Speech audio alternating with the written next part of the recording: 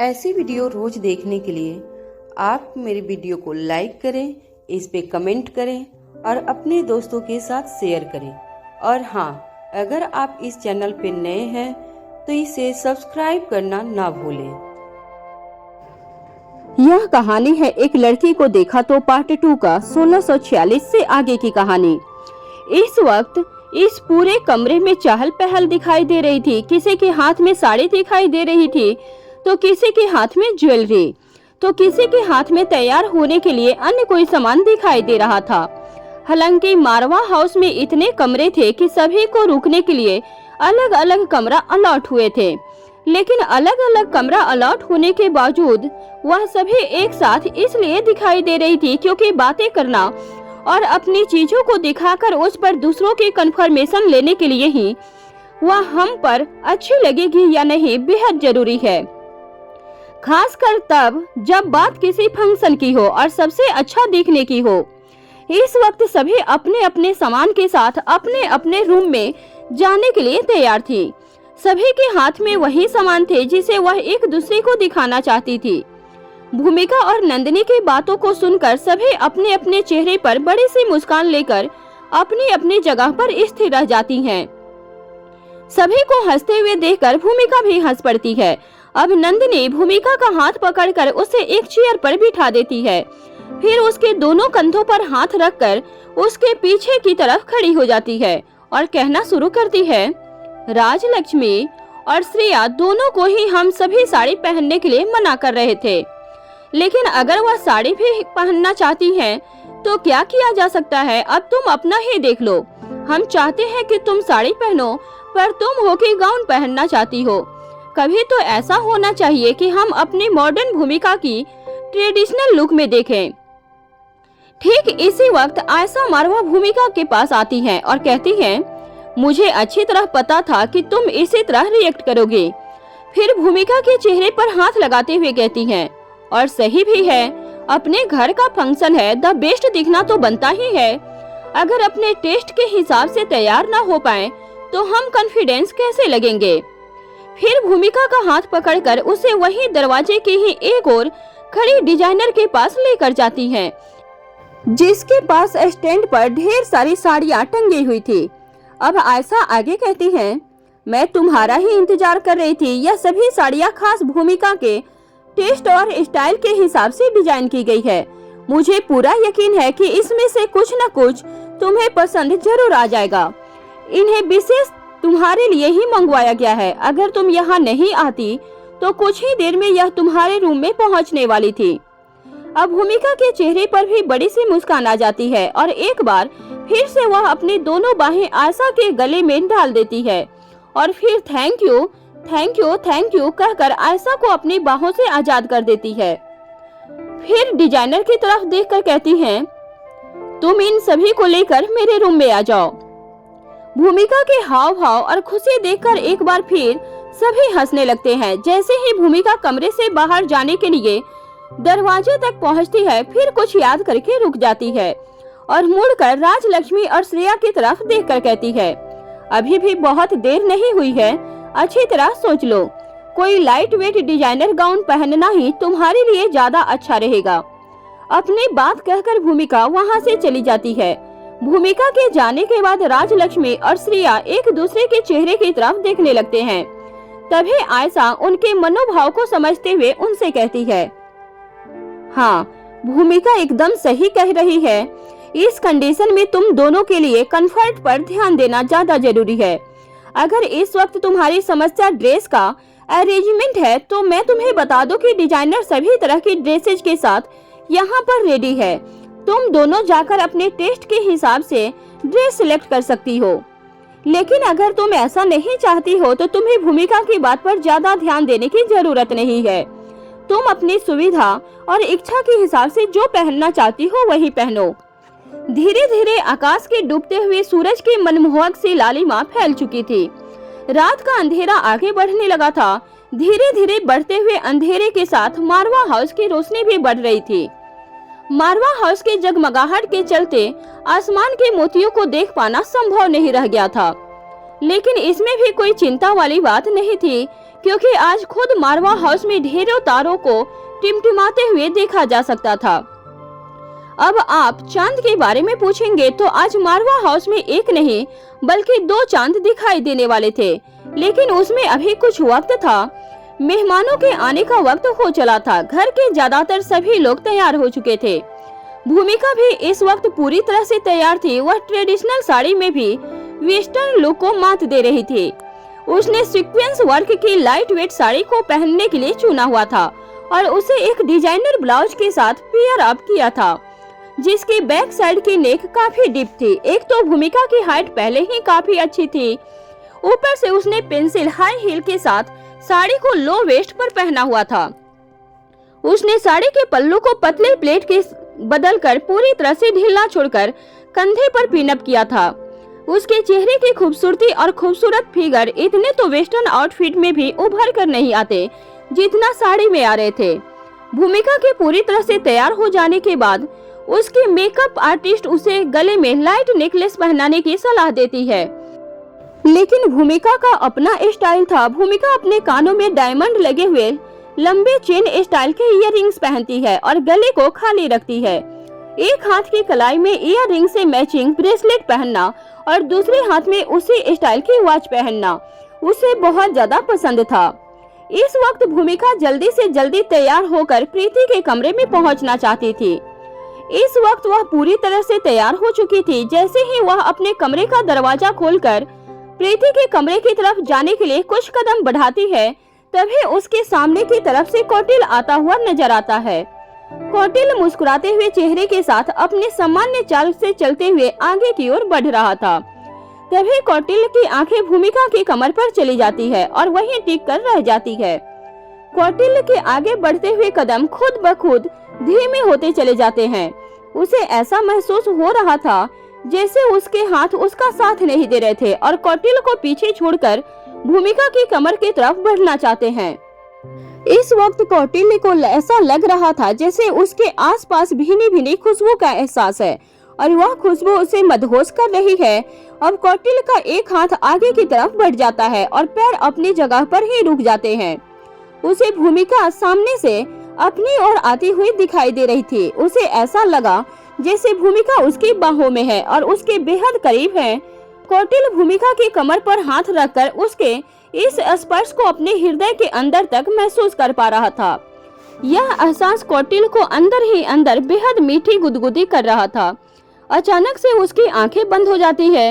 इससे पहले कि वह अपने ख्वाबों में बहुत आगे निकल जाता, तभी भूमिका उसके करीब पहुंच जाती है और उसके आगे बढ़े हुए हाथ पर अपना हाथ मारते हुए कहती है, क्या खड़े होकर आंख बंद करके कोई सॉफ्टवेयर डिजाइन कर रहे हो क्या? वैसे सच ही था। बंद आंखों से कौटिल्य अपनी जिंदगी की खुशी डिजाइन कर रहा था, बस यह बात कह नहीं सकता था। कौटिल्य चौंक कर अपनी आंखें खोल लेता है और भूमिका के चेहरे की तरफ देखता है। उसकी आंखें भूमिका की आंखों से मिल जाती है। भूमिका की बड़ी बड़ी आंखें और उस पर मस्करा लगी हुई बड़ी बड़ी पलकें कौटिल्य का ध्यान पूरी तरह से अपनी ओर खींच चुकी थी। तभी भूमिका की आंखों में डुबकी लगाने के बाद उसका ध्यान भूमिका के लगातार बोलते हुए होंठ पर जाता है, जो कौटिल्य को हिलते हुए दिखाई दे रहे थे, लेकिन उससे निकलती हुई कोई आवाज कौटिल्य के कानों तक नहीं पहुंच रही थी। अब कौटिल्य को तेज इच्छा हुई कि वह भूमिका के होठों को अपने होठों में ले ले और भूमिका को पूरी तरह से खुद से चिपका ले। इससे पहले कि कौटिल्य का खुद पर से नियंत्रण छूट जाता और वह कोई ऐसी हरकत कर बैठता, उससे पहले ही भूमिका उसके चेहरे के आगे चुटकी बजाती हुई कहती है, ध्यान कहाँ है तुम्हारा? कौटिल्य अपनी सोच से बाहर आ जाता है और मुस्कुराते हुए चेहरे के साथ लंबे गहरे सांस लेता है, फिर उसे धीरे धीरे छोड़ता है। भूमिका आगे कहती है, लुकिंग स्मार्ट, इस इंडियन आउटफिट में तुम बहुत अच्छे लग रहे हो। अब कौटिल्य जवाब देता है, काश कि तुमसे ज्यादा अच्छा लग रहा होता। भूमिका अपनी दोनों भौवें चढ़ाती है और कौटिल्य की तरफ देखकर कहती है, क्या मतलब है तुम्हारा? कौटिल्य मुस्कुराकर अपनी बात को बदलते हुए कहता है, मेरा मतलब है कि मैं तुमसे ज्यादा स्मार्ट नहीं लग रहा हूँ। तुम गार्जियस तो लग ही रही हो और साथ में हॉट भी लग रही हो। अब भूमिका कहती है, वह तो मैं हूँ ही। अब चलो, मुझे प्रीति के पास पहुँचना है। कौटिल्य हाँ में अपनी गर्दन हिलाता है और चुपचाप मुड़कर भूमिका के साथ साथ चल पड़ता है। वह मन ही मन सोचता है, काश मैं तुमसे ज्यादा स्मार्ट लग रहा होता और इस वक्त जो फीलिंग मेरे मन में है वह तुम्हारे मन में होती तो आज हमारी भी सगाई हो जाती। तभी भूमिका कौटिल्य से कहती है, क्या तुमने कुछ कहा? कौटिल्य चौंक जाता है और कहता है, नहीं तो कुछ भी नहीं कहा। अब भूमिका कहती है, ठीक है, तुम जाकर सनी और ओंकार को देखो, वह दोनों तैयार हुए हैं या नहीं, तब तक मैं प्रीति को लेकर आती हूँ। ऐसा कहकर भूमिका आगे बढ़ जाती है। कौटिल्य अपनी जगह पर खड़ा खड़ा भूमिका को जाते हुए देखता रहता है। भूमिका की आंखों के सामने से पूरी तरह से ओझल हो जाने के बाद उसे अपनी स्थिति का भान होता है और वह खुद भी इस हालत पर एक बार फिर से मुस्कुरा देता है। इसके बाद वह सनी और ओंकार के कमरे की तरफ बढ़ जाता है। जब कौटिल्य सनी के कमरे की तरफ जा रहा था तभी उसे ऐसा लगा जैसे कुछ कदम पीछे छोड़े हुए मोड़ पर दीवार से चिपक कर कोई खड़ा था जो कौटिल्य को देख रहा था। कुछ कदम आगे जाने के बाद कौटिल्य रुक जाता है और फिर यह देखने के लिए कि वहाँ कौन है वह पीछे की तरफ मुड़ता है, लेकिन वहाँ कोई नहीं था। कौटिल्य उसे अपना वहम समझकर दोबारा से मुड़कर अपने रास्ते पर आगे बढ़ने लगता है। तभी भूमिका दोबारा से उसी दीवार के पास आकर कौटिल्य को जाते हुए देखने लगती है। भूमिका इस वक्त कौटिल्य के साथ कुछ वक्त बिताना चाहती थी, लेकिन ना वह अपने मन की बात कह सकती थी, न ही अपने मन की हालत को किसी हरकत से जता सकती थी। सिर्फ कौटिल्य ही भूमिका की खूबसूरती और हॉटनेस की तरफ खींचा नहीं चला जा रहा था, बल्कि भूमिका भी कौटिल्य की तरफ उसी आवेग से खींची चली जा रही थी। कौटिल्य की पर्सनालिटी में जितना बदलाव आया था, उसने अपने फिजिक्स को इम्प्रूव करने के लिए जितना काम किया था वह काबिले तारीफ था। भूमिका खुद इस वक्त उसे गले लगाकर उससे कहना चाहती थी, we are also looking so hot. तभी भूमिका अपने माथे पर अपने हाथ की 3 उंगलियों से टपली देते हुए कहती है, यह क्या कर रही हो भूमिका? क्या तुम्हारे पास करने के लिए और कोई काम नहीं बचा है जो अब तुम इस तरह यहाँ खड़े होकर उसे ताड़ोगी? फिर खुद को समझाते हुए कहती है, एक बार नीचे पहुँच जाने के बाद तुम्हारे पास पूरा वक्त होगा उसके साथ रहने के लिए भी और उसे देखने के लिए भी। वहीं दूसरी तरफ रोहित और अनिका के कमरे में अनिका पहले से ही इतनी खूबसूरत थी कि उसे कभी किसी मेकअप आर्टिस्ट की जरूरत नहीं पड़ी थी। उसकी खूबसूरती लाइट मेकअप में भी वह बेजोड़ थी। रोहित काफी देर पहले ही तैयार हो चुका था। रोहित ने डिजाइनर कुर्ते के साथ पजामा पहनी थी। स्मार्ट के साथ साथ वह हॉट भी लग रहा था। उसके ड्रेसिंग लुक के चलते अनिका अपने मन के हाथों पहले ही काफी परेशान थी।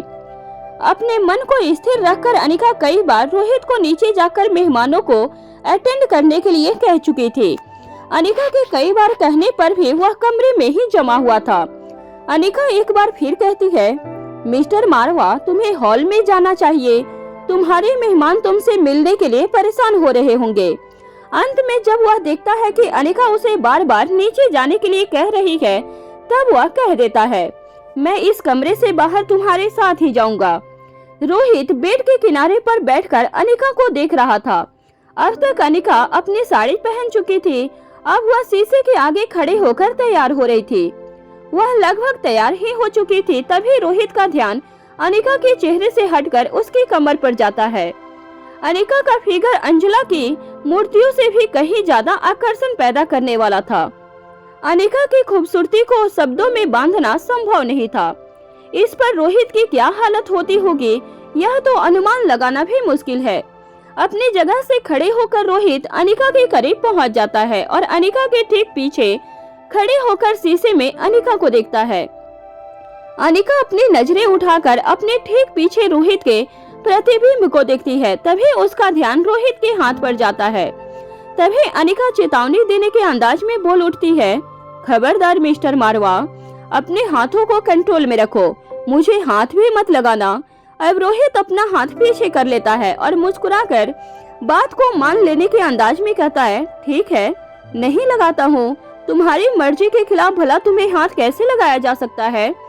ऐसा कहकर वह अनिका के बाईं ओर आकर खड़ा हो जाता है और कहता है, मैं तुम्हें हाथ नहीं लगाऊंगा, पर तुम तो मुझे हाथ लगा सकती हो ना।